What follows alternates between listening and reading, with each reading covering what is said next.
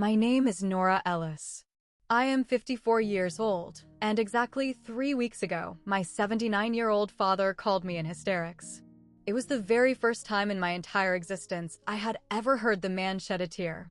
He was absolutely begging me to rush over and save them, leaning heavily on the phrase, "Family helps family."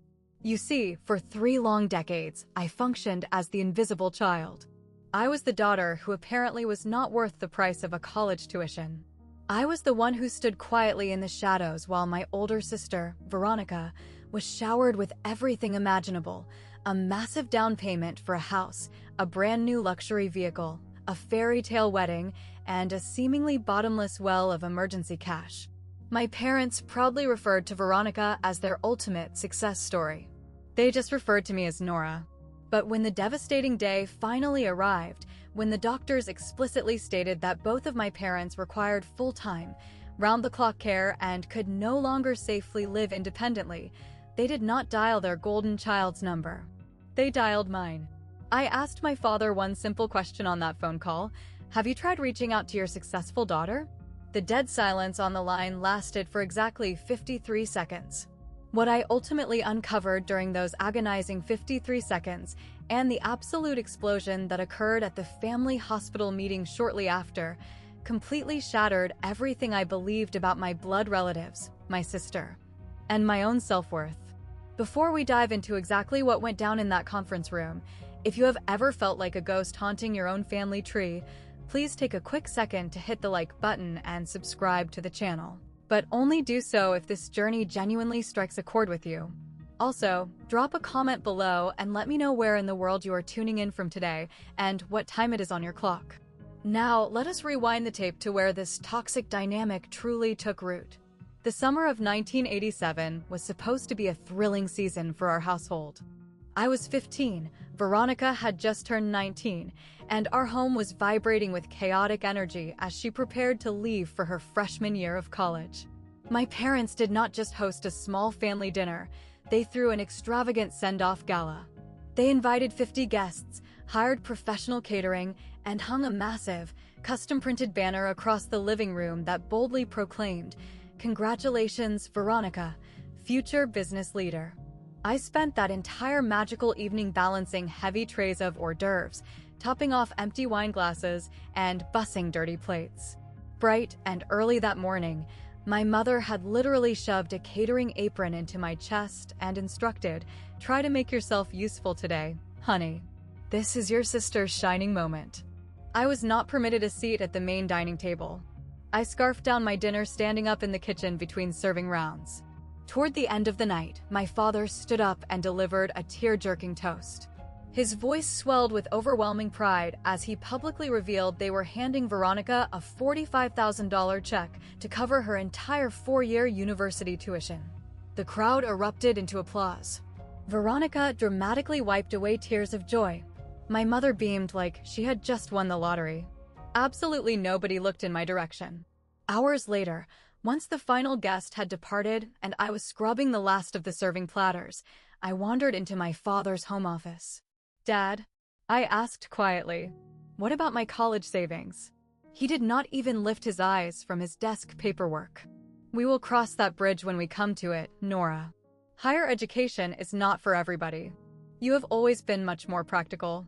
Exactly 3 years later, when it was time for me to apply to nursing school, I brought the topic up again. "Oh, sweetie, we already drained your college fund for your sister's expenses," my mother informed me with a gentle, patronizing pat on the hand. "But let us be honest, a nursing program is vastly cheaper anyway. You are smart, you will figure a way to make it work." And I did figure it out. For 3 grueling years, I balanced 2 brutal jobs. I waitressed late-night diner shifts and filed paperwork at a local medical clinic during the day, entirely funding my own path through nursing school. Meanwhile, Veronica strolled across her graduation stage completely debt-free, clutching a business degree, and immediately received the keys to a brand new car my parents purchased as her graduation present. At the time, I was completely oblivious to the fact that the phrase, "We already spent your college fund," was merely the prologue to a deeply entrenched pattern that would dictate the next 30 years of our lives. Let us fast forward to June of 1995. Veronica was marrying Philip Ashford, a hotshot junior attorney equipped with an aggressive handshake and an overly polished grin. Veronica proudly declared him her golden ticket to the lavish lifestyle she was always destined for. My parents gleefully dropped $90,000 on that wedding reception. I know the exact dollar amount because my mother made a point to boast about it to anyone who would listen, always radiating pride, never showing an ounce of financial regret. A mother's daughter only walks down the aisle once, she would constantly justify. We simply must ensure everything is flawless. I was designated as a bridesmaid. I was forced to pull $500 out of my own pocket for an ugly taffeta dress I would absolutely never wear again. When I tentatively asked if my parents might help cover the bridal party fees, Veronica just giggled at me.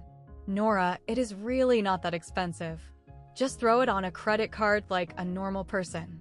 2 years later, my boyfriend Daniel asked me to marry him. Daniel was a union electrician. He had incredibly steady employment, rough, calloused hands, and the kindest eyes I had ever seen. When we announced our engagement, my parents slid a paper check across the dining table. It was for $2,500. "You completely understand, right?" my father stated, tapping the check. Daniel strikes me as a highly practical guy. He is not going to want some massive, flashy affair. Practical. There was that agonizing word again. My mother did not even bother to attend my bridal dress fitting. She claimed she was entirely too swamped that afternoon helping Veronica unbox kitchen appliances at her brand new house, a house my parents had just happily contributed a $60,000 down payment toward. "It is a crucial investment in your sister's future," my father casually defended when I questioned why a successful attorney like Philip needed my parents' money to buy real estate. "They are just trying to build their foundation." That massive, beautiful house was located exactly 3 blocks away from the cramped, one-bedroom apartment Daniel and I were currently renting. My wedding was incredibly tiny. We had 60 people, a simple backyard exchange of vows, and a potluck-style dinner reception. Throughout the evening, I watched my father twirl Veronica around the makeshift dance floor, while my mother hovered nearby, constantly checking if Veronica's designer heels were pinching her toes. I continually lied to myself that night. I told myself it was perfectly fine. I told myself I did not actually want their financial handouts. But what I genuinely craved, what my soul was starving for, was for them to simply look at me and acknowledge my existence. I would not fully comprehend just how utterly blind they were until my phone rang 23 years later. The glowing numbers on my nightstand clock read 1:47 a.m. on a Wednesday. I remember the precise minute because I lay there in the dark, staring at my vibrating phone screen for 3 agonizing seconds before picking it up. My father's contact name was illuminating the dark room. He had not bothered to call me in over 8 months. "Dad." The horrible noise that erupted through the phone speaker practically stopped the blood in my veins. My father was wailing. It was not just a quiet cry. He was violently sobbing and hyperventilating. It was a terrifying, shattered sound I had never witnessed him produce in my 54 years on Earth. "Nora, it is your mother," he choked out. She collapsed in the master bathroom. I heard a horrible crash, and his voice completely fractured. "I cannot physically lift her up. I do not know what to do. Nora, there is blood everywhere." I was already throwing the bedsheets off and shoving my legs into a pair of sweatpants. "Dad, listen to my voice. Dial 911 immediately. I am pulling out of my driveway right now." Under normal traffic conditions, the local hospital was a 25-minute drive. I got there in 15. By the time I sprinted through the sliding emergency doors, my mother had already been rushed into an operating theater. She had sustained a severely fractured hip, the brutal kind of break that permanently alters the trajectory of an elderly person's life. I found my father completely collapsed into a hard plastic waiting room chair. He looked so incredibly frail, like he had shrunk in size. A physician in scrubs walked over to us. His ID badge read Dr. Morrison. "Mr. Ellis? Your wife's surgical procedure is going to take several more hours, but we urgently need to discuss the road ahead." Dr. Morrison outlined the grim reality with professional caution. My mother was going to require intense, grueling physical rehabilitation for an absolute minimum of 3 months. Then, he gently turned his attention to my father. He noted that during the emergency intake process, my dad had exhibited highly alarming symptoms: severe disorientation, acute confusion, and unmistakable early-stage markers of cognitive decline. They can no longer safely reside in an independent living situation, Dr. Morrison stated firmly. You are going to have to make immediate arrangements for full-time, round-the-clock care. My father looked up at me, his eyes wide with absolute panic. I had dedicated the last 18 years of my career as a specialized geriatric care nurse. I knew intimately what full-time care entailed. I knew the waiting lists for the facilities, the crushing monthly invoices, and the agonizing, rapid depletion of life savings that accompanied the aging process. What I did not know in that waiting room was exactly whose shoulders my family expected to carry that massive burden. The following afternoon, I walked into my mother's recovery room. My father was perched on a stool beside her bed. She was still heavily sedated from the anesthesia, drifting aimlessly between sleep and wakefulness. My dad looked like he had aged a full decade since the previous night. Nora, he motioned toward an empty chair. We desperately need to discuss the game plan. I sat down. I waited. Your mother and I, we are going to require a lot of help. Real, substantial help. He aggressively dragged both hands down his exhausted face. We need somebody physically present to organize the daily medications, to manage the house, to ensure we do not hurt ourselves. I completely understand the medical requirements, Dad. You are a licensed nurse. This is exactly what you do for a living. He stared at me with an expression I could not quite decipher. Family helps family, Nora. Those heavy words just hung suspended in the sterile hospital air. Have you picked up the phone and called Veronica yet? I asked. Absolute silence. 1 second passed. Then 5. Then 10. Exactly 53 seconds. I counted every single one of them in my head. Your older sister is incredibly busy right now, he finally muttered, looking down at the linoleum floor. She is dealing with her own set of problems. What problems? He completely dodged the question. Instead, he shifted uncomfortably on his stool and uttered a sentence that sliced deeper than the agonizing silence. You have always been our reliable child, Nora. You are the one who just puts her head down and never complains. Veronica, she is. He swallowed hard. She is much more fragile. She simply would not be able to handle this kind of stress. Fragile. The woman who threw a screaming fit over the floral arrangements at a $90,000 wedding was fragile. The woman who happily accepted a $60,000 real estate handout was fragile. But me? I was just reliable. My mind raced back to the grueling double shifts during nursing school, the hideous $500 bridesmaid dress, the 3 decades of watching my family operate from the nosebleed section. Dad, what specifically are you demanding from me right now? He rattled off his expectations without missing a beat. I was to personally coordinate their transition, strictly manage their pharmaceutical routines, hold the medical power of attorney, visit the house constantly, and remain permanently on call. And Veronica, he added quickly, she will absolutely pitch in whenever she has free time. In 30 long years, that was the very first time my father had ever labeled me reliable. But hearing it out loud did not feel like a badge of honor. It felt like a dark confession. It was a blatant admission that they had always known exactly who possessed the strength to save them. They just never believed I was worth pouring their resources into. Later that evening, I sat at my own kitchen island with Daniel. The house was dead quiet, save for the low hum of our refrigerator and the crushing weight of decades of unspoken resentment. What exactly did Veronica have to say about all this? Daniel asked, leaning against the counter. Dad did not even bother to call her. Daniel slowly placed his ceramic coffee mug down. He did not look remotely shocked. Why would he be? I grabbed a legal pad and began aggressively scribbling down financial figures. It is my ultimate coping mechanism, reducing massive emotional chaos down to cold, hard calculations. Committing to full-time caregiving meant I would have to either resign from my clinic entirely or violently slash my hours. That equated to a $70,000 annual loss in household income.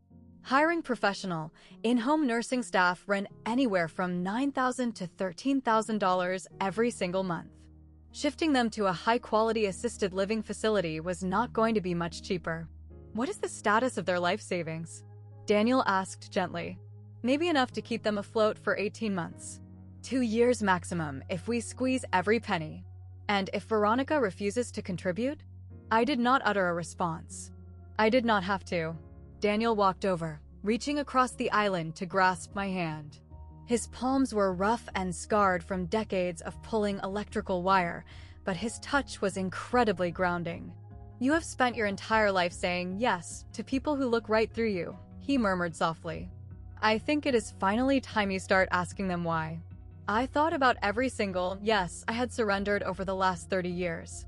Saying yes to navigating nursing school in total isolation. Saying yes to throwing a cheap potluck wedding because we were supposedly practical.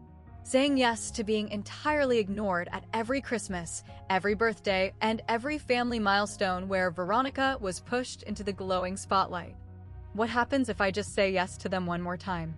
I whispered, tears pricking my eyes.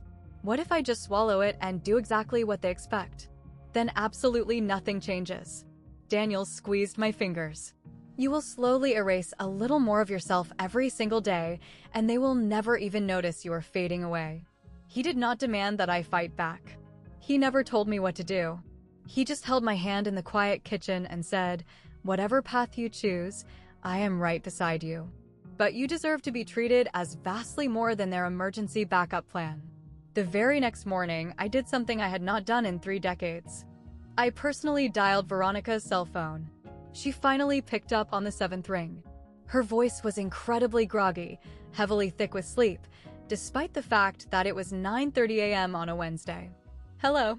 Veronica, it is Nora. A long, dramatic yawn echoed through the speaker. What time is it? It is 9:30. Mom took a severe fall. She is currently admitted to the hospital. What? Suddenly, the sleepiness vanished. When exactly did this happen? 2 days ago. 2 days. Why on earth did not anybody call me? Dad explicitly told me you were far too busy. A heavy silence stretched across the cellular connection. I could hear the rustling of expensive bed sheets. Maybe a bedroom door clicking shut. I am incredibly busy, Nora. I have a lot of major things going on right now. Mom requires emergency hip surgery. Dad is actively exhibiting signs of dementia.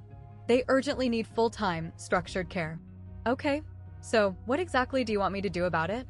That specific question hit my chest like a of ice water. I want you to help share the massive responsibility. She let out a long, deeply put-upon sigh. Nora, you know I am absolutely terrible at dealing with that kind of depressing stuff. What stuff? Taking care of ailing parents. The tedious medical logistics, the endless organizing. That is entirely your world, Nora. It does not have to be exclusively my world, Veronica. Look.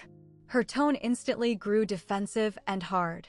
You are the licensed nurse here. This is literally your professional job. You naturally know how to handle old people. Old people. They are our parents. Veronica, they do not just need medical expertise, they need massive financial support. Care facilities cost thousands of dollars a month. Well, I do not have any spare cash right now. You have a massive house. The exact house Mom and Dad put $60,000 down on. Dead silence on the line. Veronica, I do not own that property anymore. I felt the kitchen floor physically tilt beneath my feet.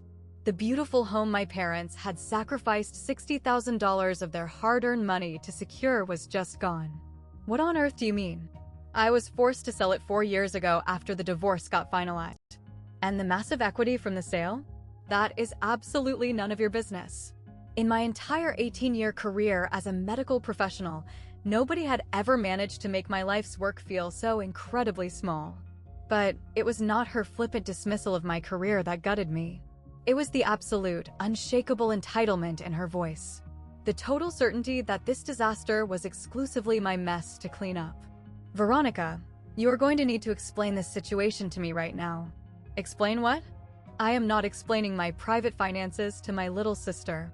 If you are claiming you cannot financially contribute a single dime to keep our parents alive, I need to understand exactly why. Another massive, theatrical sigh. I heard a muffled male voice in the background. She quickly covered the receiver, muttered something to the man, and came back on the line. Fine. You want the brutal truth? I am financially drowning. Okay. Drowning in what way? Maxed out credit cards. Astronomical living expenses. Philip legally cleaned me out during the divorce proceedings. I had to liquidate the house just to keep my head above water. Exactly how much debt are we talking about? She let out a harsh, bitter laugh. $94,000. My knees gave out. I sank heavily into one of the kitchen chairs. $94,000. Do not sit there and judge me, Nora. I am not judging you. I am desperately trying to comprehend the math. No, you are doing exactly what you always do. Sitting up on your high horse, looking down at me from your perfectly safe, perfectly boring little life. Looking down at her, the accusation was so absurd it barely computed in my brain. I had spent my entire 30 years on this planet looking up at Veronica. She was the glowing success, the golden child, the only daughter worth a financial investment. My perfect little life? I asked, forcing my voice to remain frighteningly steady. I worked 2 back-breaking jobs simultaneously just to afford my nursing textbooks. Yeah, but you never had to live up to a single expectation. Because Mom and Dad never expected you to achieve anything. Exactly, she practically yelled, sounding bizarrely triumphant. 0 expectations means 0 disappointments. You got to just coast by and be Nora. I had the crushing weight of being everything to them. Veronica, our mother, is currently lying in a sterile hospital bed with a shattered hip. And you will handle it. You always handle the messy stuff. That is completely unfair. Fair. She laughed again, but this time, the sound violently cracked at the edges. Since when has a single thing in this family ever been based on fairness? For one fleeting, microscopic second, I heard something genuine lurking beneath her aggressive defensiveness. It sounded suspiciously like raw pain. But before I could formulate a response, she immediately went back on the attack.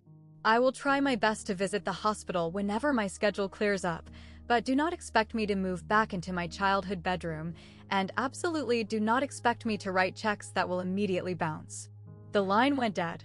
I just stared at my phone screen. Looking down on her, her words kept echoing in my skull, and a profound realization washed over me.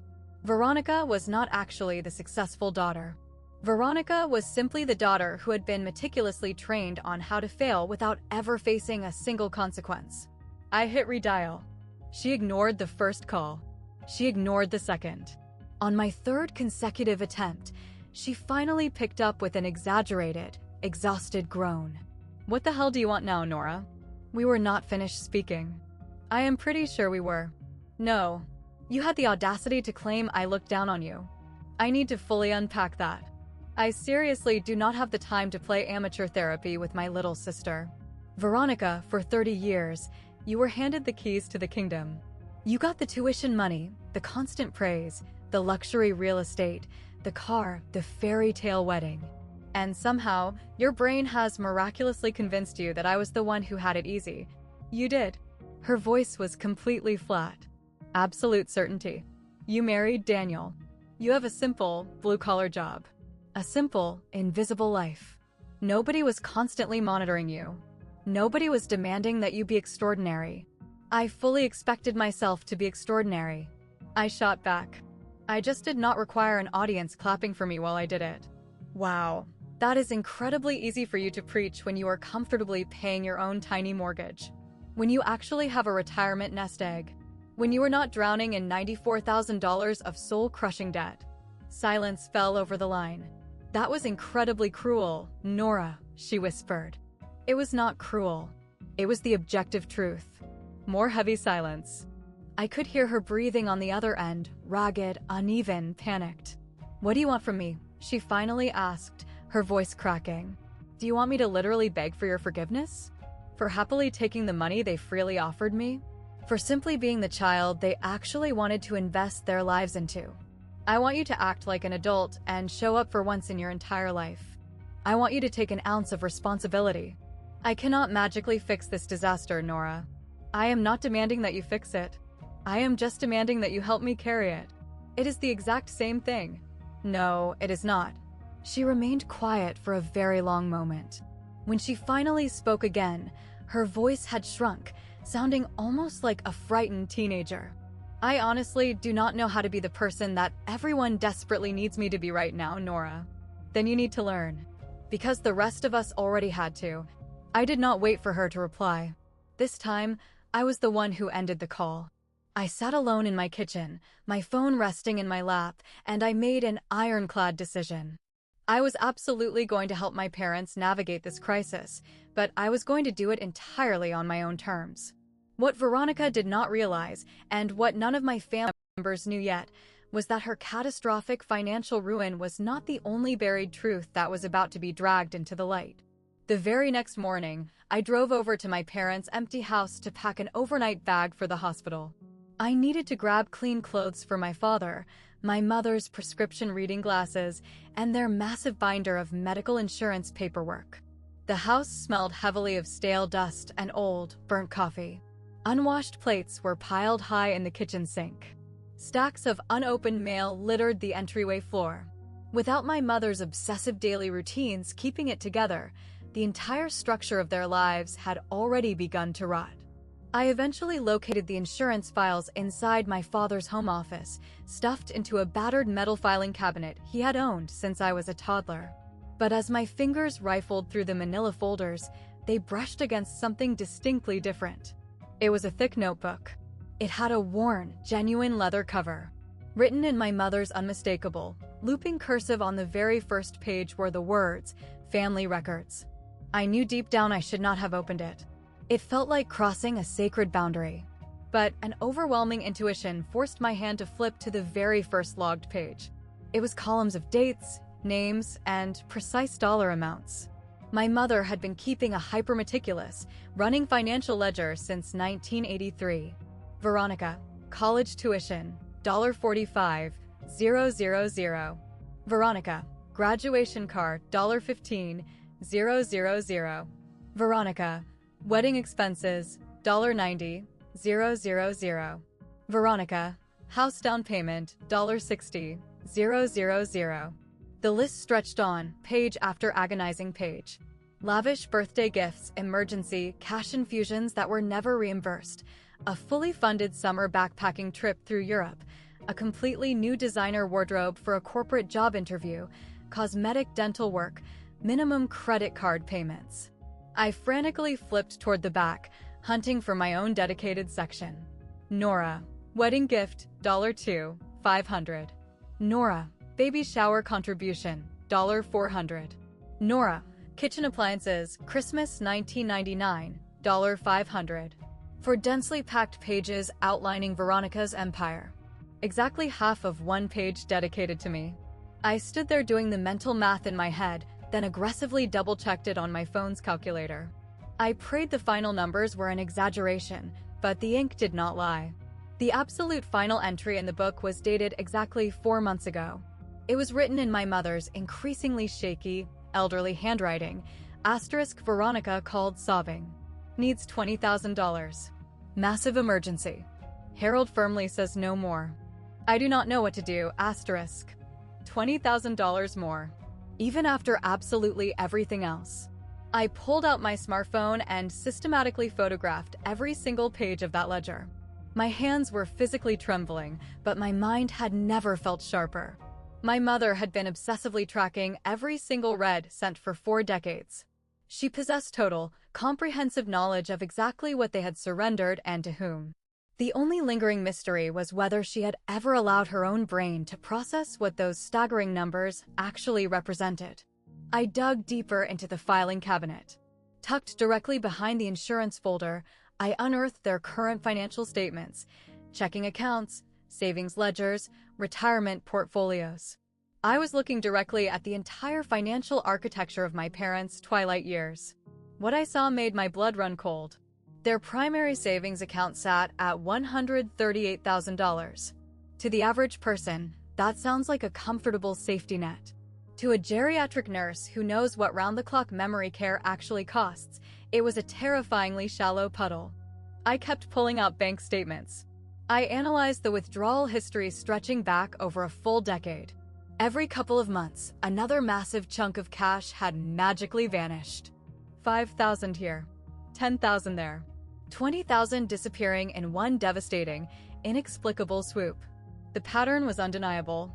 Over the course of the past 10 years, my parents had actively drained more than $220,000 in cash from their own retirement stability. Almost every single dollar of it had been funneled directly to Veronica. Cash to fund her messy divorce, cash to help her start fresh, cash that was now currently buried underneath a mountain of $94,000 in credit card debt. Their life insurance policies were frighteningly minimal. Their long-term care insurance was practically non-existent. Standard Medicare was going to cover the immediate hospital bills, but it would not cover long-term assisted living, nor would it cover professional in-home nursing. I immediately speed-dialed Sarah Reeves. She was a trusted former colleague of mine who currently directed a high-end memory care facility downtown. She had been entrenched in the geriatric care industry even longer than I had. "What does their financial runway look like?" Sarah asked softly after I dumped the entire nightmare onto her. "Maybe $140,000 total in liquid cash." She fell silent for a long, heavy moment. "Nora, with their specific level of physical and cognitive needs, that money buys them maybe 18 months in a reputable, safe facility.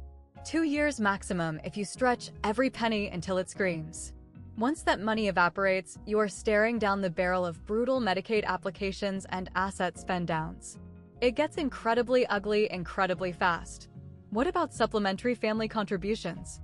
That obviously extends the timeline." "But Nora," she paused, her voice taking on a deeply serious tone. "The hospital administration is absolutely going to mandate a formal family meeting before they authorize a discharge. It is standard operating procedure for severe dual care cases like this. A family meeting. A sterile conference room where absolutely everything, their rapidly draining finances, their lack of a safety net, their demanding expectations, would be forced onto the table in front of everybody." "Nora," Sarah warned gently, "this meeting is going to turn into a bloodbath. You need to make sure you protect your own peace." I thanked her for the reality check and hung up. I stood alone in my parents' dusty home office, physically surrounded by 40 years of documented, profoundly unequal love written in my own mother's cursive, and I began to formulate a battle plan. That evening, I cleared off our kitchen island and spread the evidence out like a detective's corkboard. Bank statements, the printed photos of the leather notebook, my frantic calculations. Daniel stood over the island, analyzing the paperwork in total silence. "What exactly are you planning to do with all of this?" he finally asked, his brow furrowed. "I have no idea yet, but I refuse to walk into that hospital conference room blind anymore." Daniel reached down and picked up the photograph of Veronica's final tally page. "This equates to $385,000 over 40 years. He gently placed the photo back onto the granite. "And your total?" $8,400. Neither of us uttered another word. The mathematics did all the talking. I spent the next solid hour scanning the most explosive pages into a secure digital backup file. Then, I picked up the phone and dialed Thomas Bradley, a highly respected elder care attorney whom Daniel knew from a commercial job site years ago. "Formal family meetings at the hospital are standard protocol," Thomas confirmed over the line. "They are designed to explicitly clarify physical and financial responsibilities before the patients are officially discharged. Nothing you verbally commit to in that room is legally binding." "Can the hospital legally compel Veronica to contribute financially?" I asked. "Legally? Absolutely not. Adult children are not legally required to bankroll their parents' medical care unless they have signed very specific guarantor documents. But socially and morally," he paused, "that is an entirely different battlefield." "What exactly does that mean?" "Hospital staff rigorously document these family conferences. The assigned social workers take highly detailed clinical notes. If a specific family member makes grand promises in that room and subsequently abandons them, that goes permanently onto the family's medical record. It can severely impact how future care facilities view your family's reliability, and it dictates how long-term payment plans get structured. So, yes, the meeting matters." It matters profoundly. I thanked Thomas for his expertise and ended the call. The hospital meeting was officially locked in for Thursday morning, exactly 4 days away. I had one final task to execute. I dialed Veronica's number. It rang 5 times before dumping me into her voicemail box. I waited for the beep, ensuring my voice was devoid of any emotion. Veronica, the hospital is holding a mandatory family care meeting this Thursday at 10 a.m. You absolutely must be in attendance, even if you have to patch in via video call. I let a brief silence hang on the recording. Do not force me to explain to you why you need to be there. I was not meticulously plotting a revenge tour. I was not craving a dramatic, screaming confrontation. I was simply planning for absolute clarity. After 30 years of living in a funhouse mirror, I just wanted every single person in my family to be forced to stare at the objective truth. Now, before I reveal exactly what detonated at that hospital meeting, I am incredibly curious about your perspective. If you were standing in my shoes, holding that leather notebook, would you have publicly shared the financial ledger with the family, or would you have kept the secret buried? Please type share or silent down in the comments section. I truly want to know how you would handle it. And if you are still engaged with this story, please give this video a quick thumbs up. It really helps push these stories to people who might need to hear them. Okay, let us get back to the chaos. Thursday morning arrived. 10 a.m. sharp. We filed into the hospital's designated family conference center. The aesthetic of the room was aggressively, depressingly neutral. Drab beige walls, buzzing fluorescent ceiling lights, a massive, faux-wood rectangular table surrounded by stiff chairs, and a gigantic flat-screen television mounted to the far wall for remote participants. It was the exact type of sterile environment where life-altering, agonizing decisions are made under terrible lighting. Daniel sat directly to my right, his large hand resting firmly on the table inches from mine. He had explicitly taken the entire day off from his contracting job without me even asking him to. My father arrived a moment later, slowly pushing my mother into the room in a bulky hospital wheelchair. She looked incredibly tiny and fragile, drowning in her patterned hospital gown, but her eyes were darting around the room, vastly more alert than they had been in days. Dr. Morrison swept into the room, clutching a thick manila folder crammed with medical charts. Trailing right behind him was Rachel Foster, the hospital's appointed senior social worker. She was an incredibly composed woman in her mid-40s, armed with a warm smile and a heavy clipboard. "We are just waiting on one final connection," Rachel announced, glancing up at the blank television screen. The monitor suddenly flickered to life. Veronica materialized on the screen, her makeup applied to absolute perfection. She was sitting in what appeared to be a highly curated, elegant living room featuring cream-colored accent walls and a fresh vase of expensive hydrangeas resting on a side table. Her brand-new husband, Brandon, was hovering awkwardly in the background of the frame. "Can everyone hear me clearly?" Veronica projected, obsessively adjusting her webcam angle to catch her good side. "We hear you loud and clear," Rachel confirmed. 2 additional video boxes popped up on the screen. It was my Aunt Linda, my father's younger sister, and Aunt Margaret, my mother's sister. Both women were in their late 70s, dialing in from their respective homes on opposite coasts. "Thank you all so much for gathering today," Rachel initiated, taking her seat at the head of the table. "The primary objective of this conference is to collaboratively develop a sustainable, safe discharge plan for Mr. and Mrs. Ellis." Dr. Morrison efficiently laid out the brutal medical reality. He detailed the specifics of my mother's shattered hip, the agonizing physical rehabilitation timeline required, and the deeply concerning results of my father's cognitive memory assessments. The bottom line is that they can absolutely no longer safely exist in an independent living environment, Dr. Morrison stated firmly, closing his file. They are going to require consistent, daily, structured support. The heavy silence in the room was suffocating. Up on the television screen, I watched Veronica nervously check her cell phone notifications twice. Rachel slowly turned her chair to survey the room. "We need to collectively decide, as a unified family unit, who is going to be responsible for what moving forward, both practically and financially." The atmospheric pressure in the room instantly shifted. I felt Daniel's pinky finger brush against mine. The battle was officially beginning. Rachel looked around the table, then specifically up at the screen. Let us kick this off by hearing from everyone. What specific resources and time commitments can each family member reasonably contribute to this care plan? Veronica lunged at the microphone before anyone else could even draw a breath. I just want to be incredibly transparent with everyone here, she announced, leaning forward into her webcam with a highly practiced, deeply earnest expression. Brandon and I are currently navigating a horrific financial crisis. We just got married 8 months ago, and I am still desperately trying to rebuild my entire life from the ashes of my divorce. Aunt Linda immediately nodded with deep sympathy through her webcam. We completely understand your situation, sweetheart. Those tragic things take so much time to heal from. It has just been incredibly difficult. Veronica continued her performance, her voice dripping with fake sorrow. Starting over from absolute scratch at my age. I desperately wish I had the means to do more, but... Rachel gracefully turned her attention toward me.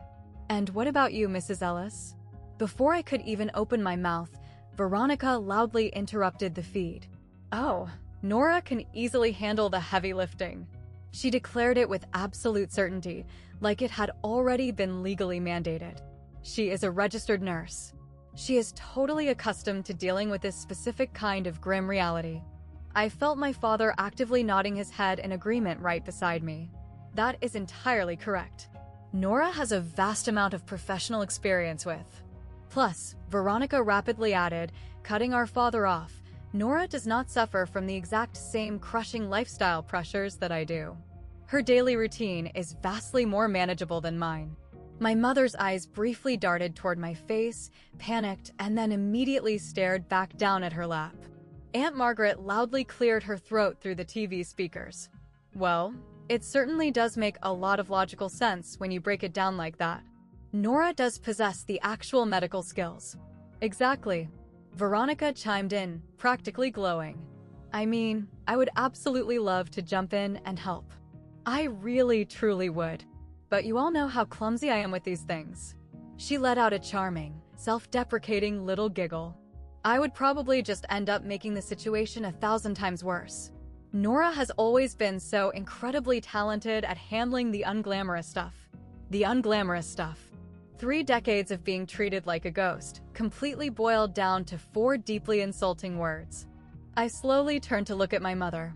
Her wrinkled hands were tightly clasped together in her hospital lap. She violently refused to make eye contact with me. She was absolutely not going to defend me in front of the family. She never had before, and she was not about to start now. Daniel firmly pressed his knee against my leg underneath the conference table.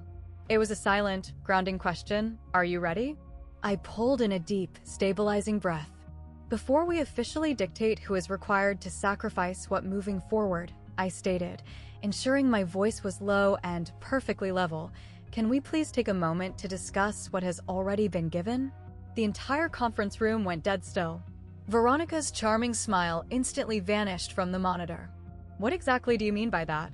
I mean, I replied, staring directly at the webcam, that Dad has been astronomically generous with his finances toward you over the decades, Veronica. We are talking about the $60,000 house down payment, the brand new car, the luxury wedding, the endless cycle of emergency cash bailouts. My father aggressively shifted his weight in his chair. Nora, that history is entirely irrelevant to the current medical discussion. It is 100% relevant, Dad. You are sitting here actively demanding that I assume the absolute majority of your physical and financial care. Veronica is openly declaring to the social worker that she cannot afford to contribute a single dime, but absolutely nobody in this room is discussing why she cannot afford it. Up on the television screen, Veronica's face contorted into pure, defensive rage. Are you seriously trying to bring up ancient financial history right now? Mom literally just had her hip bolted back together. I am not maliciously bringing up money, Veronica. I am bringing up fundamental fairness. Fairness. She let out a sharp, brittle laugh. You seriously want to debate what is fair? I am the child who had to shoulder the agonizing burden of all their massive expectations. I had the pressure. You got to live your entire life completely under the radar. Under the radar. I let that disgusting phrase hang in the sterile hospital air for a moment. Is that what you call it? Is under the radar what you call working 2 consecutive minimum wage jobs just to avoid drowning in nursing school debt? Is that what you call paying my own way through every single milestone of my adult life? Aunt Linda shifted uncomfortably on her video feed. Girls, maybe we should all just take a deep breath and calm down. I completely ignored her, turning my body to face the massive screen head-on. Veronica, where exactly is the house? The beautiful property Mom and Dad handed you $60,000 to secure. Absolute, suffocating silence. You sold the property, I stated. Exactly 4 years ago. That is absolutely none of your damn business. Her voice was shrill and rising in panic. It officially became my business the exact second you looked at a social worker and declared you were too broke to help keep our parents alive.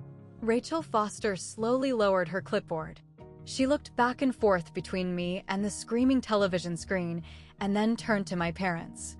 I think it is incredibly vital for the success of this care plan that everyone in this room understands the full, unedited financial picture. My mother's knuckles were turning white in her lap. My father aggressively stared a hole into the fakewood table. And up on the monitor, a terrifying new emotion flickered across Veronica's perfectly contoured face. It was not lingering guilt. It was not embarrassment. It was pure, primal fear. I calmly reached down into my tote bag. There is a specific document I believe everyone involved in this process needs to review. I pulled out a thick, black folder and slammed it down onto the center of the table. I discovered this hidden in the house yesterday, I announced, keeping my voice terrifyingly calm. I found it while I was digging for Mom's Medicare paperwork. My mother's head violently snapped up. For the very first time since she was wheeled into the room, she looked directly into my eyes. This is written entirely in Mom's handwriting. I flipped the black folder open, exposing the stack of high-quality photocopies. She has been maintaining a highly meticulous, penny-for-penny ledger of every single financial gift distributed to her children since 1983. I slid the top copy directly across the table to Rachel Foster. The social worker's eyebrows shot up to her hairline as her eyes rapidly scanned the columns of numbers. What exactly is that? Veronica shrieked from the TV screen. What the hell are you showing the doctors, Nora? I cleared my throat and began reading the numbers aloud. My voice did not shake. I had practiced this exact delivery in my head 100 times. Veronica, college tuition, $45,000. Graduation vehicle, $15,000. Wedding expenses, $90,000. House down payment, $60,000. Between the years of 1987 and last spring, various unaccounted-for emergency cash loans totaling exactly $175,000. The massive figures echoed through the tiny conference room like bombs detonating in slow motion.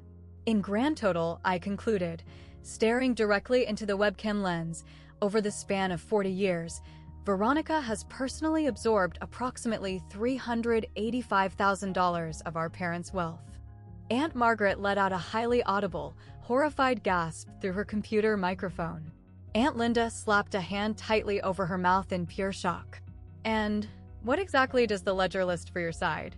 Rachel asked, her voice incredibly gentle. I flipped to my designated section of the papers. Exactly half of one page. A grand total of $8,400. Veronica was violently shaking her head back and forth on the screen. Those are complete fabrications. Mom would never meticulously track things like that. I wrote that ledger, Veronica. Every single head in the room instantly snapped toward the wheelchair. My mother's voice was incredibly thin, heavily trembling with emotion, but undeniably clear. I actively wrote down absolutely all of it. Every single penny. Every single date. My mother slowly lifted her head and stared directly at the television monitor, where Veronica's face had drained of all human color. It is all 100% true. My father was staring blankly at the photocopies on the table like he was trying to decipher an alien language. Maybe he honestly was seeing the grim reality for the very first time. Maybe he had spent 40 years letting my mother quietly handle the administrative details while he successfully brainwashed himself into believing he was a fair and equitable parent. But the profound, crushing shame washing over his face confirmed that he could no longer hide behind his delusions. Nobody in the room could. This is totally insane. Veronica's pitch had reached a frantic, desperate level. You maintained a literal ledger. Like we were corporate accounts waiting to be audited. My mother physically flinched at the attack, but refused to look away from the camera. That cash was intended for genuine emergencies. Veronica desperately tried to spin the narrative. It was funding for major life opportunities. You literally never needed financial help, Nora. You were always perfectly fine surviving on your own. I was only fine because I had absolutely no other choice but to be fine. I fired back. You actively chose to live that boring life. Did I? I leaned forward, gripping the edge of the table, my voice dangerously low and fully controlled. Or was that life systematically chosen for me by people who refused to invest in my potential? Rachel Foster was furiously scribbling notes onto her legal pad, her pen gliding across the paper. Okay, let us try to stay completely focused on the immediate care plan. She attempted to intervene. No, Veronica screamed, totally cutting the social worker off. I demand to know what Nora actually thinks she is accomplishing here. Is she trying to prove that she is the ultimate martyr? The perfect little saint who suffered in noble silence. I am not attempting to prove a single thing, Veronica.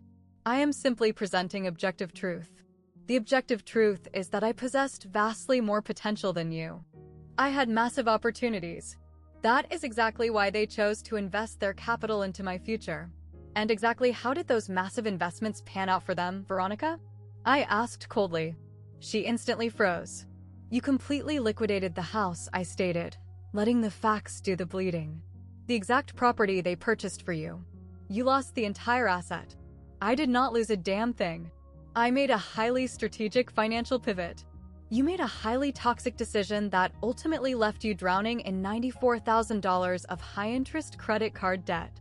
Brandon violently shifted his weight back and forth behind Veronica, looking like he wanted to jump out a window. Aunt Linda actively averted her eyes from her webcam, too deeply embarrassed to even watch the carnage. You have absolutely no right to publicly expose my, Veronica stuttered, completely losing her footing. I have absolutely every right in the world. I shot back. You are sitting in a meeting actively telling this family that you cannot afford to contribute a single dime to keep the people who raised you alive. I am simply providing the context as to why you are broke. I did not need to scream. The facts were loud enough. $385,000 handed to you on a silver platter, and you cannot scrape together $200 a month to help them. Veronica's perfectly lined eyes began to glisten with panicked tears. For one brief second, her arrogant mask slipped, and she looked incredibly young and utterly lost. Are you just trying to publicly humiliate me? No, I slowly shook my head. I am just trying to tell the actual truth. For the very first time in my 30 years of existence, I am just demanding the truth be spoken out loud. The conference room descended into a heavy, agonizing silence. My mother was quietly sobbing into a tissue in her wheelchair. And my father could not bring himself to look at a single person in the room. He just stared at his lap. Rachel Foster gently placed her pen down onto the table. I think it is crucial that we take a brief pause to emotionally acknowledge what has just been revealed here. There is obviously a highly significant, deeply painful family history that is currently impacting this care discussion. I nodded in agreement. I am not here to maliciously punish anyone in this room. I am simply demanding that we operate on fairness. Fair, Veronica bitterly muttered into her microphone. Yes, fair, I replied, physically turning my chair to address the entire room. Let me clearly outline exactly what I bring to the table. I rattled off my assets with zero ego, just cold, hard facts.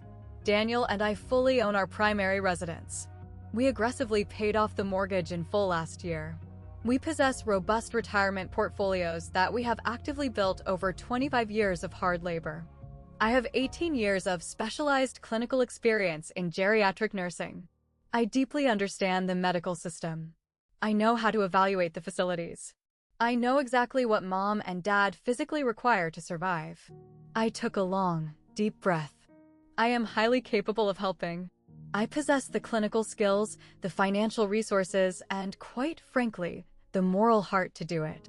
But I absolutely refuse to execute this care plan while being treated as the invisible, disposable backup option. Aunt Margaret unmuted her microphone, her voice thick and choked with heavy emotion. Nora, we honestly had absolutely no idea the disparity was this severe. Nobody ever asked the right questions. Her words were not defensive, they were just a tragic admission of reality. My father slowly cleared his throat. When he finally forced himself to speak, his vocal cords sounded rough and entirely broken. We truly thought we were doing what was best for the family. Veronica just always seemed to desperately need more help than you did. She only demanded more help because you fundamentally taught her that she was entitled to receive more. I countered. I stared directly at my father, forcing him to hold my gaze.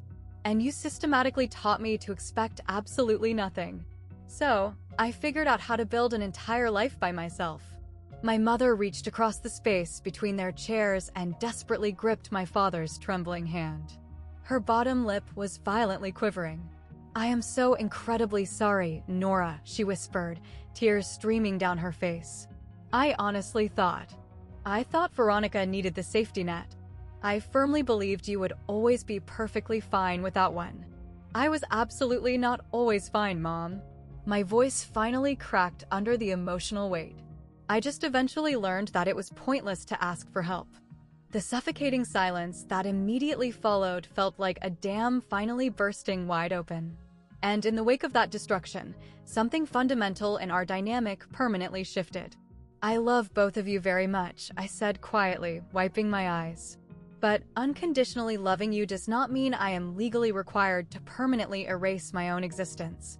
Rachel Foster leaned forward, utilizing her incredibly soothing, professional tone to wrangle the room back together. I think it is glaringly obvious that there is a massive amount of historical trauma to unpack here. However, my immediate legal responsibility is to guarantee that Mr. and Mrs. Ellis have a safe, viable discharge strategy. She pulled out a freshly printed packet and placed it on the table. Let me systematically walk everyone through the reality of our options. Option 1. The family provides direct, in-home care. That legally mandates that a competent adult is physically present 24/7 to manage complex pharmaceuticals, prepare specialized meals, and handle all physical mobility. She slowly scanned the room. Absolutely nobody raised a hand to volunteer. Option 2. Transitioning into a specialized assisted living facility. Given their specific dual care requirements, you are staring at a monthly invoice ranging between $7,000 and $11,000. My father sucked in a sharp, horrified breath of air. Option 3. Contracting professional in-home nursing staff. That averages between $5,000 and $9,000 monthly, highly dependent on the required hourly coverage. Rachel turned her compassionate gaze toward me. And what is the exact status of their liquid savings? Approximately $140,000, I stated firmly. Okay. So, options 2 or 3 would be financially sustainable for roughly 12 to 18 months maximum. Once those assets are depleted, a highly complex Medicaid application process would need to be initiated. That sounds incredibly complicated, Veronica chimed back in, her voice significantly smaller and less arrogant than before. What about the physical house they currently reside in? Could that asset potentially be liquidated? My father looked at the television screen like Veronica had just slapped him across the face. You want us to sell our family home? I am merely inquiring about the financial options. That house is their ultimate safety net, I interjected, shutting her down. It is their sanctuary of 45 years. It is literally the physical structure where they raised us. I am fully aware of what the house represents, Nora. Then you should be fully aware that it is not your personal ATM to drain. Veronica's jaw locked into a furious scowl. You are just actively trying to paint me as the villain of this story. I am not painting you as anything. I am simply begging you to show up and act like an adult. Up on the monitor, Veronica violently opened her mouth to launch a counterattack. And then, she unleashed a sentence that completely altered the trajectory of the entire meeting. Okay, I really need to hit the pause button right here. Because what Veronica decided to scream next. I honestly still cannot fathom that she had the audacity to say it on a recorded hospital line in front of the extended family. Before I drop this final bomb, I have a massive question for you all. Who do you genuinely believe should bear the primary responsibility for caring for aging, sick parents? The golden child who received hundreds of thousands in handouts, or the self-sufficient child who was totally ignored? Please tell me your honest thoughts down in the comments. I read every single one. Now, brace yourselves, because here is exactly how she tried to destroy me. You know what? Veronica's voice was physically shaking with desperate rage. Fine. You really want to play this toxic game, Nora? Let us play it. She leaned her face aggressively into the webcam, her cheeks flushed bright red. Mom, Dad, were you guys aware that Nora actively boycotted Thanksgiving dinner last year? Did you know she completely abandoned us on Christmas Eve? She has been maliciously pulling away and isolating herself from this family for years. She barely picks up the phone. She refuses to visit the house. My father deeply frowned in confusion. My mother looked entirely bewildered in her wheelchair. That is absolutely not, I started to defend myself. Let me finish. Veronica screamed, holding her palm up to the camera lens. She is sitting in that room acting like she is the ultimate devoted, holy daughter. But where the hell was she for the major holidays? Where was she when I was busting my ass hosting, cooking massive meals, and trying to make everything magical and perfect for the family? I sat back in my chair and patiently waited until she completely ran out of oxygen. Then I spoke with lethal, icy calmness. I did not attend those holidays because I was never invited to them. That is totally ridiculous. I hosted both of those events at my house, and I never received a single phone call, text message, or invitation from you. I logically assumed my presence was entirely unwanted. Veronica sputtered wildly into the microphone. Of course you were welcome. You just chose to. Actually, Aunt Margaret suddenly interrupted, her face contorting with deep trouble on the video feed. I distinctly remember inquiring about Nora's whereabouts during Thanksgiving dinner. Veronica, you explicitly told the entire dining room that Nora was off doing her own thing this year. The blood instantly vanished from Veronica's face. You are completely misremembering the conversation, Aunt Margaret. I am absolutely not misremembering. Aunt Margaret's voice grew incredibly firm. I specifically asked why she was missing. I stated that I thought it was highly unusual that Nora was not present for the meal. My mother slowly cranked her neck to look up at the television monitor. You specifically told me that Nora was swamped with hospital shifts, she whispered to Veronica. You swore to me she had to work overtime. She probably did. Veronica scrambled, panicking. I was absolutely not working.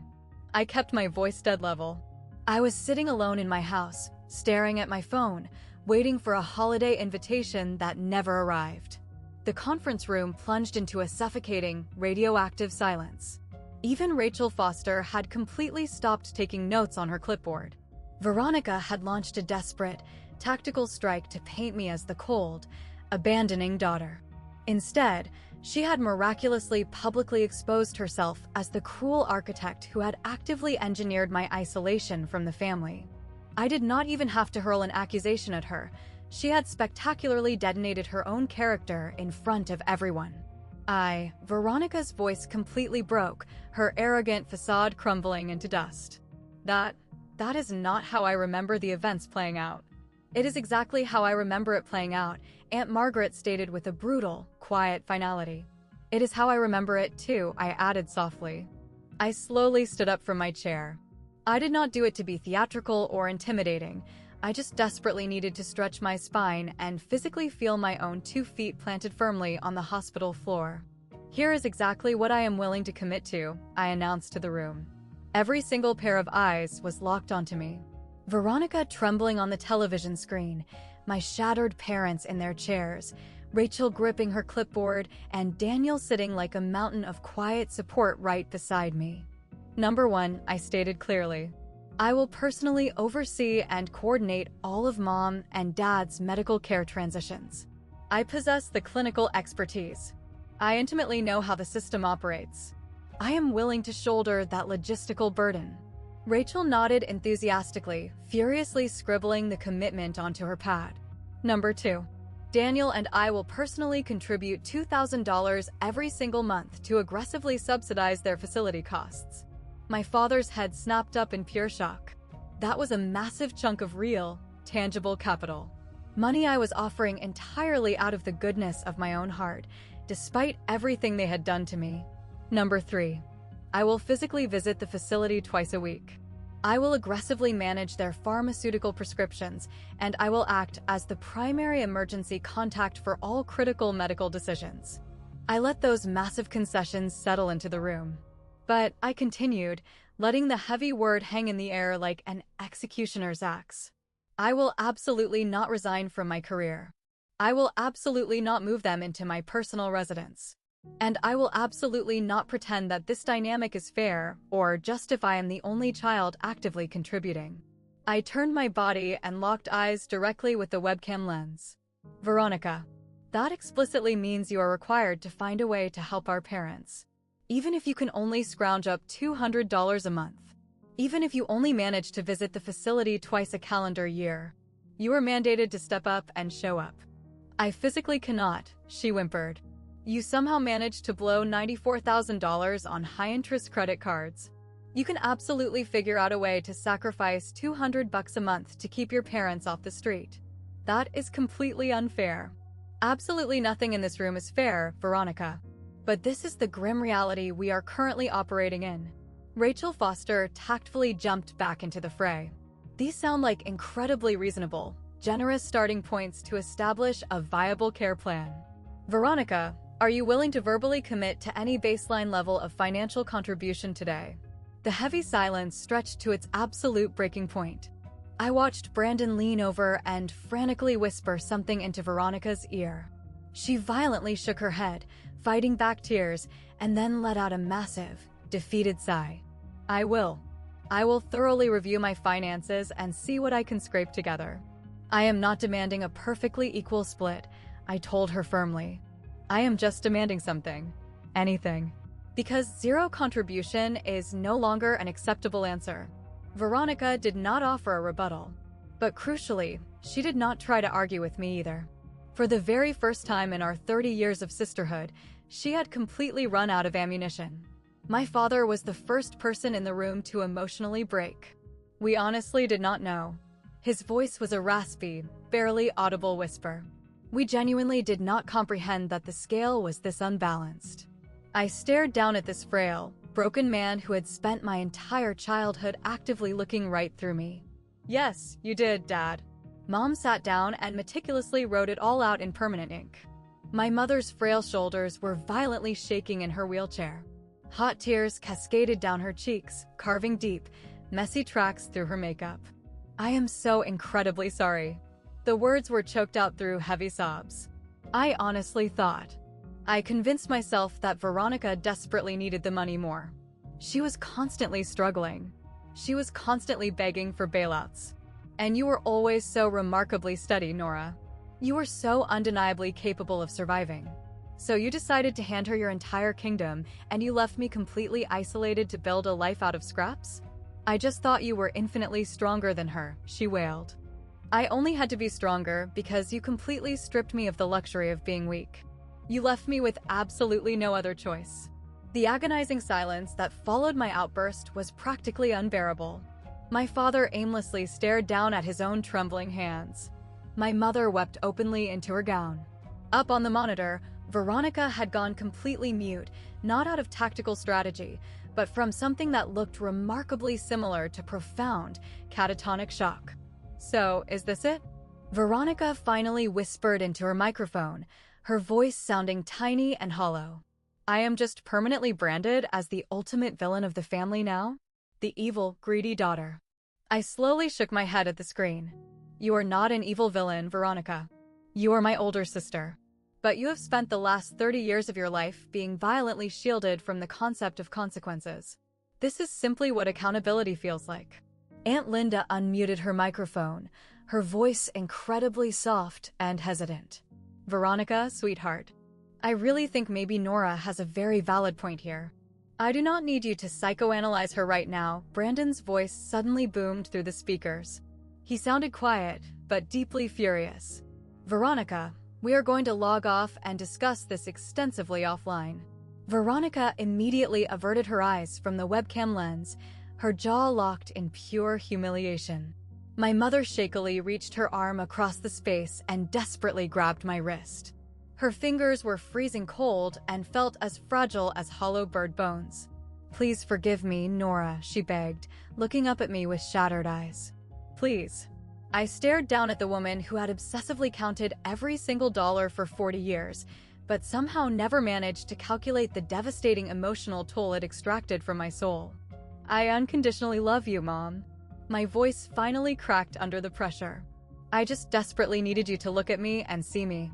She squeezed my wrist with whatever tiny ounce of strength she had left, vigorously nodding her head. I see you, she whispered through her tears. I finally see you now. The video call abruptly terminated. Veronica's digital box vanished from the television screen without a single goodbye. The conference room felt incredibly hollow afterward, like it had been violently gutted by the sheer magnitude of the explosive truths that had been unleashed. Rachel Foster efficiently gathered her scattered paperwork, her professional mask perfectly glued back into place. I will personally draft and email everyone a comprehensive summary of today's resolutions, Rachel announced, standing up.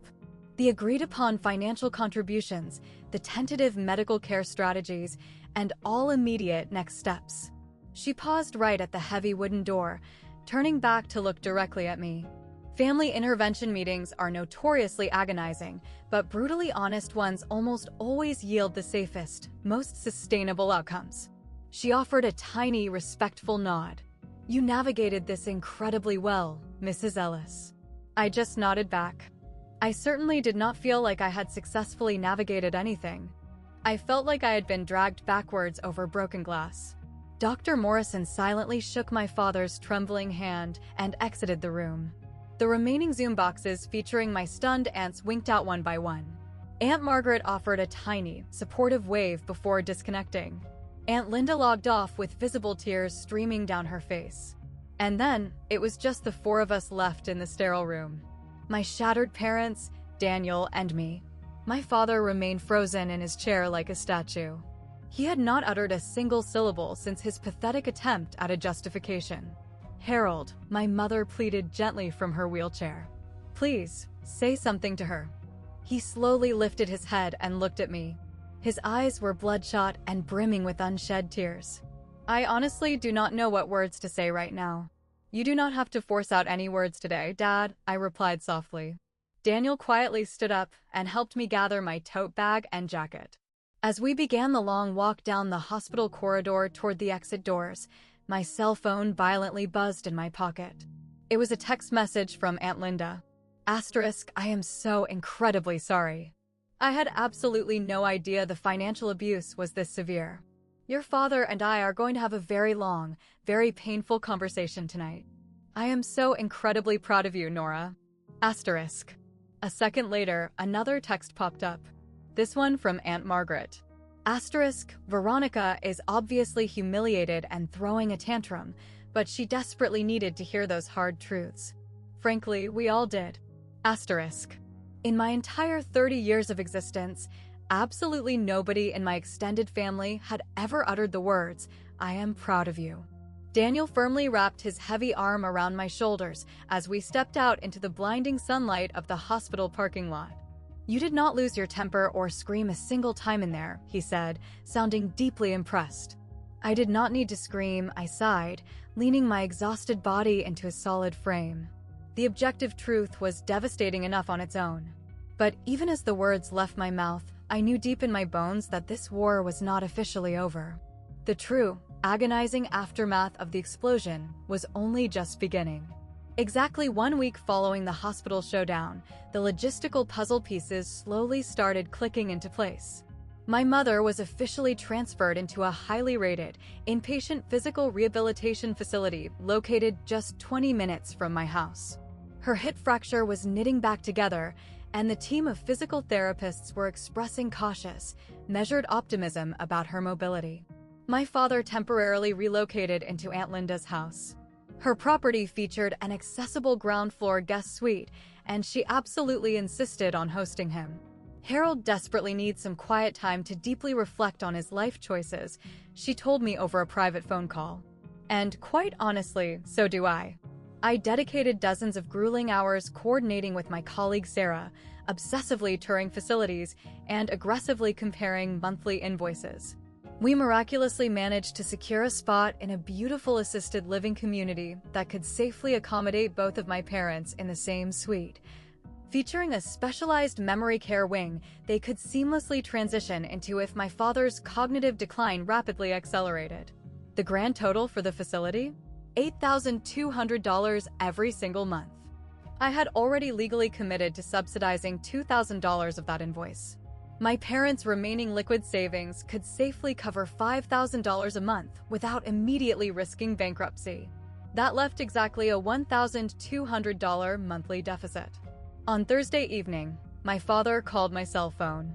"I had a very long conversation with your sister this morning," he said, his voice sounding incredibly weary. "She has officially agreed to wire the remaining funds every month. $1,200. He paused, clearing his throat. She was extremely defensive and refused to stay on the line for long, but she legally committed to the amount. $1,200. It was a pathetic drop in the bucket compared to the $385,000 empire she had extracted from them, but it was exactly $1,200 more than I ever expected to see. "And what about physical visits?" I asked. She said she would try her absolute best to make the drive out. Trying, it was not an ironclad promise. It certainly was not an apology, but it was something. "Dad," I gripped the phone tight, bracing myself for his answer. "I desperately need to know something. Did you honestly, genuinely not realize how profoundly unequal your financial distribution was?" A heavy, agonizing silence blanketed the phone line. I actively forced myself to believe the situations were entirely different, he finally confessed, his voice breaking. Veronica was presented with massive, expensive opportunities. You already had everything figured out." He stopped talking, took a shaky breath, and started over. "I actively chose not to look at you, Nora. For all those decades, I forcefully blinded myself to your reality." "Why would you do that?" "Because," he sobbed quietly into the receiver, "if I actually allowed myself to see the pain I was causing you, I would have to face the monster I had become. And I was far too cowardly to face it. Are you finally ready to face it today?" His voice violently cracked into a million pieces. "I am so sorry, Nora. I am so incredibly, deeply sorry." For simple words. They were delivered 30 years too late, but they were the absolute first genuine, undefensive words of remorse the man had ever offered me. Exactly 2 weeks after the conference room bloodbath, my phone screen illuminated with a highly unexpected notification. The caller ID simply read, "Veronica." I sat on my couch and stared at her name glowing on the glass for a very long moment before I finally summoned the courage to tap open the text message. "I am officially initiating the first $1,200 bank transfer today," the message read. Asterisk, Brandon helped me sit down and formally structure an aggressive payment plan to start managing my horrific credit card debt. I am really going to try and make this work. Asterisk. I read the small block of text 3 times to ensure I was not hallucinating. Then I called Daniel into the kitchen. "What is your honest read on this?" I asked, handing him the illuminated screen. He read the message, his facial expression remaining perfectly neutral. "What do you genuinely want to reply to her?"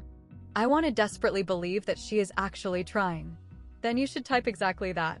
I grabbed the phone back, slowly typing, deleting, and frantically rewriting my response twice before finally landing on something raw and authentic. Asterisk, "Thank you for doing this, Veronica. That genuinely means a lot to me and to them. I know this transition is not easy." Asterisk. Her response pinged back almost instantaneously. Asterisk, "It is absolute hell. But you were 100% right in that meeting. I cannot keep running away from reality forever." Asterisk. I held my breath and waited. The 3 gray typing bubbles appeared on the screen, vanished, and then rapidly appeared again. Asterisk, I honestly have no idea how to be a different, responsible person. But I am genuinely trying to figure it out. Asterisk. There was no sweeping, tearful apology. There might never be one for as long as we both live. But this was raw, unfiltered acknowledgement. And right now, true acknowledgement was vastly more valuable to me than a fake apology. I typed back, asterisk, maybe, if you feel up to it, we can schedule a day to visit Mom at the rehab center together next month. Asterisk. The agonizing pause before her next message arrived stretched on for so long I assumed she had thrown her phone into a river. Asterisk, maybe. Please just let me figure some personal things out on my end first. Asterisk. It was not a magical, cinematic reconciliation. It was not total, absolving forgiveness. It was simply two estranged adult sisters desperately trying to invent a brand new vocabulary after spending 30 years violently speaking two entirely different languages. Daniel peered over my shoulder, reading the final exchange. That looks like real progress to me. Or maybe she is just completely exhausted from fighting the truth. It could honestly be a combination of both. I locked my phone screen and set it down on the granite counter. I looked out the kitchen window. The late afternoon sun was beginning to set, bleeding gorgeous streaks of fiery orange and soft pink into the deepening purple sky. Veronica might never undergo a miraculous personality transplant. She might never utter the words, "I am sorry." But she had finally shown up to the financial battlefield, at least. And for right now, that was light years more than I had received in 30 years. It was a fragile, messy beginning. But it was a beginning. Exactly 1 month after the explosive hospital meeting, I made the drive to visit my mother entirely alone. She had officially been transitioned into the permanent assisted living facility.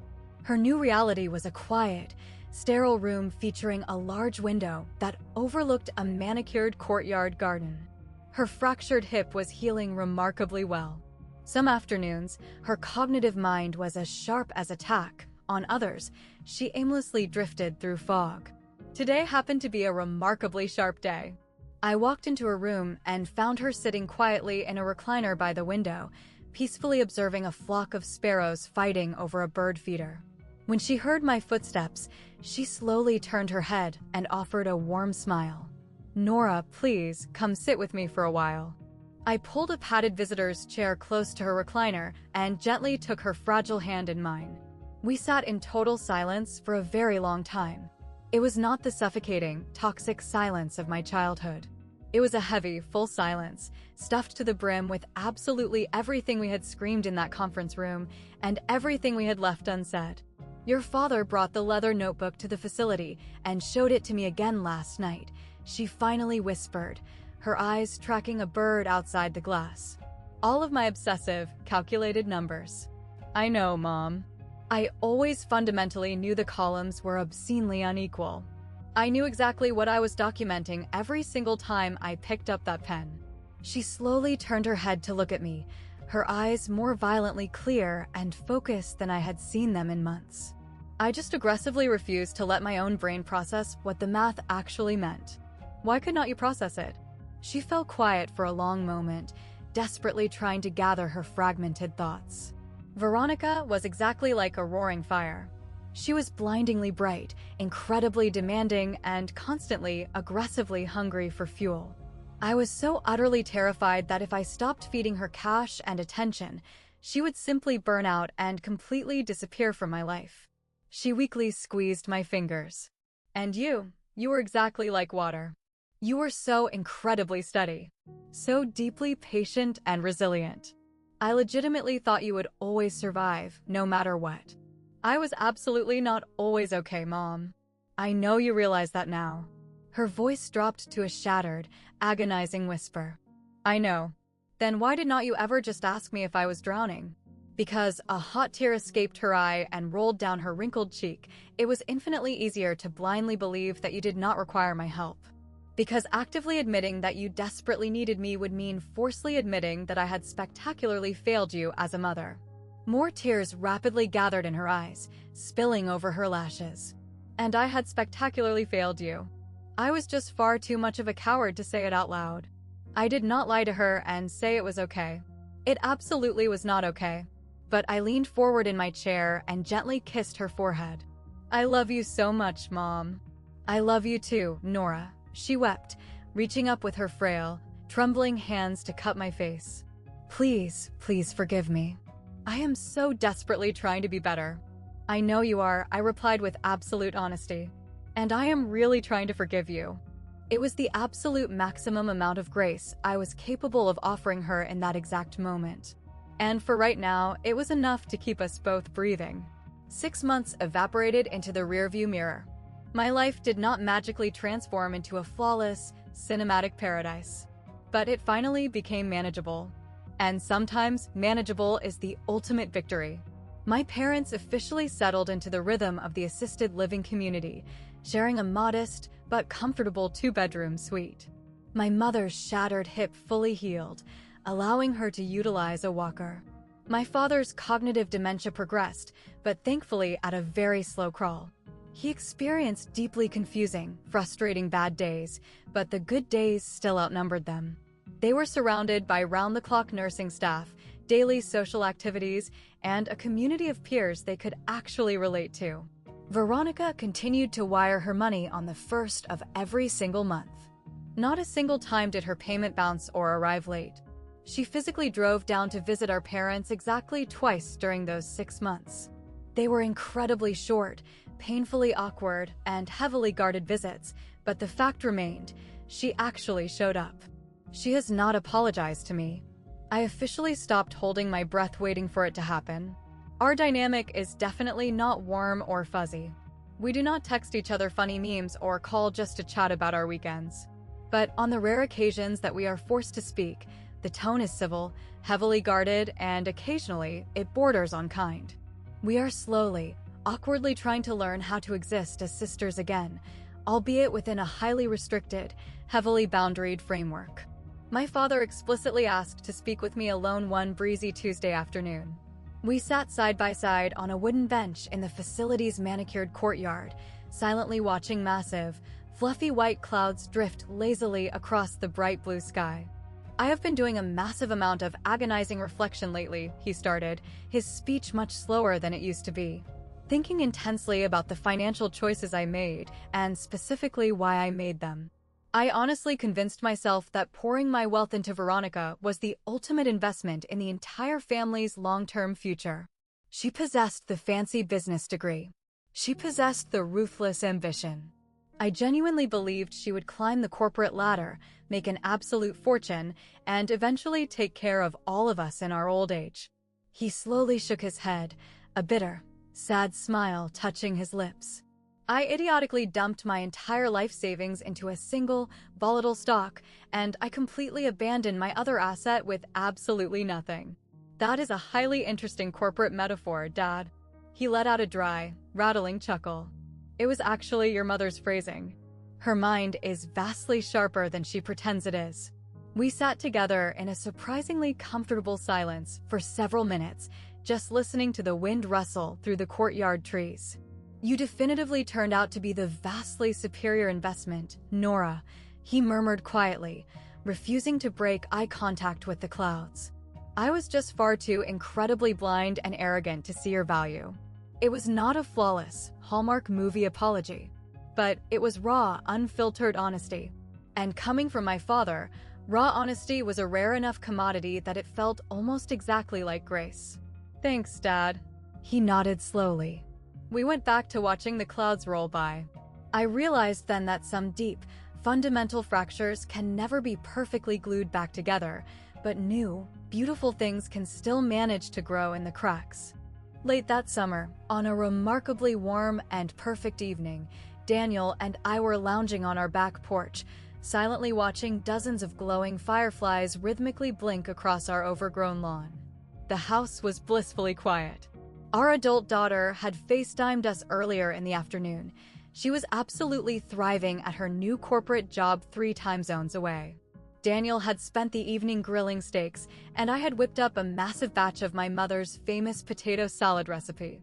"You possess a totally different energy lately, you know that?" Daniel observed after a long stretch of comfortable silence. "Is it a good different, or a terrifyingly bad different?" "It is lighter." He reached across the patio table and gently enveloped my hand in his. It looks exactly like you finally put down a massive, crushing boulder you have been carrying for decades. I sat back and really pondered that observation. For 30 agonizing years, I had hauled around a massive, suffocating question. Why on earth am I simply not enough for them? I finally realized I had not asked myself that toxic question in months. It was not because I had miraculously discovered a satisfying answer, but simply because the question itself had entirely lost its power over me. I think I finally just gave up trying to prove my worth to people, I said, staring out at the glowing bugs. Well, it is about damn time, he laughed. It was a deep, rich, genuine laugh that startled a genuine smile out of my own face. We sat together in the warm, enveloping silence. The fireflies aimlessly drifted through the humid air. The brilliant summer stars began popping into existence one by one across the black canopy of the sky. Daniel? Yeah, thank you so incredibly much for never, ever making me feel like I was required to prove my inherent value to you. He squeezed my fingers tightly. You never had to prove a single thing to me, Nora. I have always known exactly the caliber of woman you are. Even during the dark years when you totally forgot, I always remembered. I leaned my exhausted head onto his broad shoulder. This incredible, steadfast man had loved me quietly and fiercely for 25 years.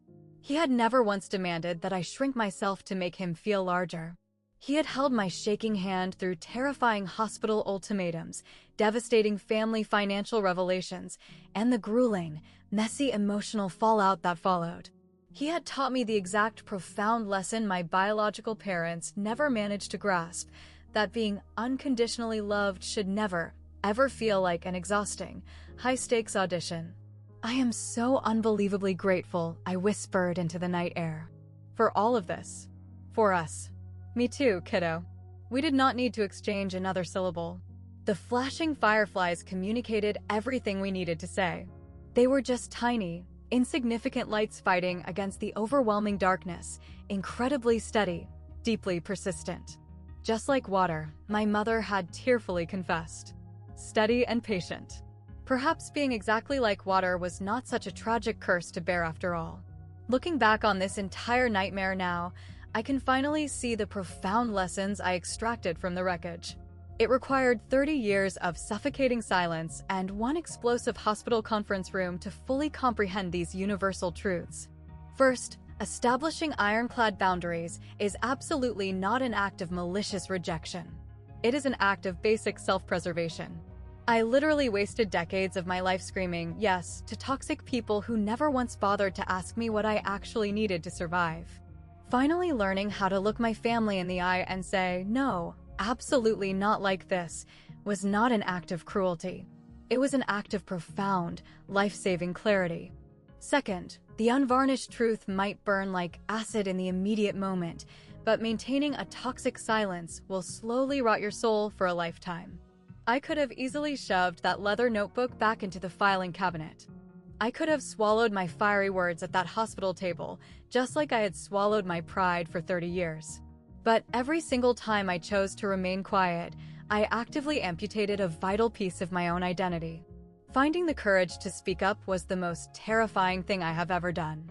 But it was also the exact key that finally unlocked my prison cell. Finally, you absolutely do not require an apology from your abusers to initiate your own healing process. Veronica has not apologized for bankrupting my parents. She honestly may never apologize for it. For a very long time, I falsely believed I desperately required those specific words to finally move forward with my life. But I was entirely wrong. Her lack of an apology is a burden entirely on her own conscience. My personal healing is exclusively about reclaiming my own life. Those two concepts do not have to be intertwined. I operate under a brand new set of rules now. The boundaries are shockingly uncomplicated. I will absolutely step up and help my family survive, but I will never again set myself on fire just to keep them warm. I will speak the objective truth, even when it makes every single person in the room deeply uncomfortable. And I will absolutely never again accept being treated as an invisible ghost just to secure a fake, pathetic sense of acceptance.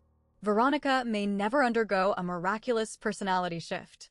My elderly parents may not survive long enough to perfectly repair the massive psychological damage they inflicted. But the most important variable has permanently changed. I have changed. I can finally look in the mirror and see myself clearly. I intimately know my own astronomical worth, not because a family member finally decided to acknowledge it, but because I finally stopped waiting around for their permission to claim it. The reliable one, my father had labeled me in that hospital room. Asterisk, the practical one. The boring daughter who simply puts her head down and never complains. Asterisk, he originally deployed those words as a patronizing description of a lesser being, someone who did not warrant financial attention or emotional investment. But I finally know the undisputed truth now. Being reliable is absolutely not a pathetic consolation prize handed to the loser. It is an absolute, undeniable superpower. And I have finally learned exactly how to wield it. If you have made it this deeply into the video, if you are still sitting here listening to my story, I desperately need to tell you something important. You do not have to wait 30 agonizing years to be seen. I did. I wasted decades waiting for my parents to miraculously notice my achievements, to value my presence, to actively choose me the exact same way they effortlessly chose my sister.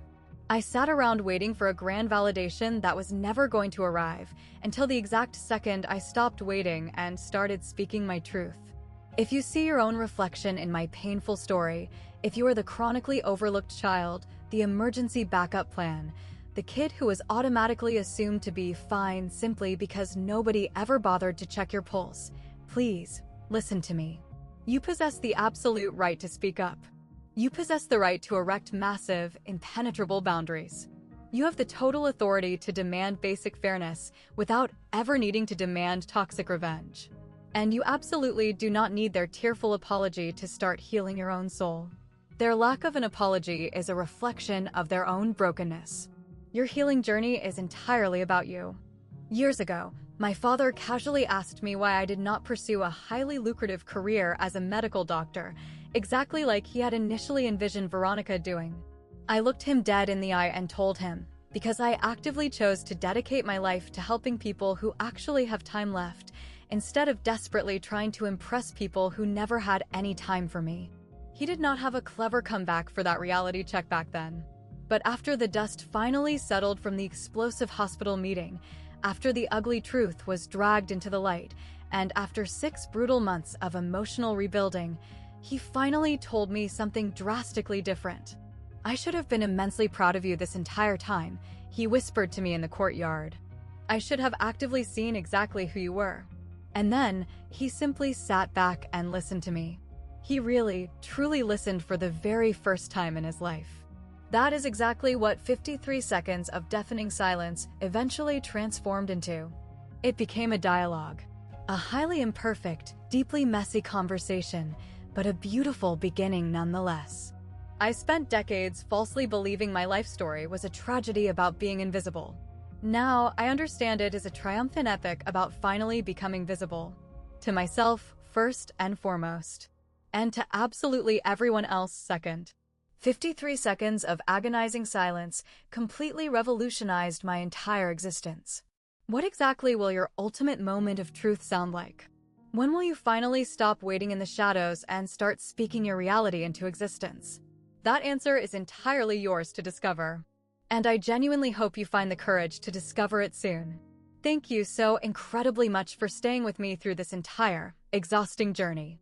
If any specific part of my experience resonated with your soul, or if you have ever felt completely unseen, totally overlooked, or manipulated into being the family's ultimate backup plan, please drop down and share your personal experience in the comments section below.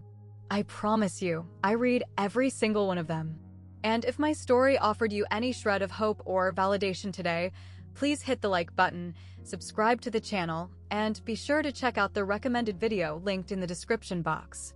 It is another incredibly powerful story about a woman standing her ground when the entire world expected her to remain quiet. Always remember, you deserve to be vastly more than someone's convenient, reliable backup option. You absolutely deserve to be seen. I will see you all in the next video.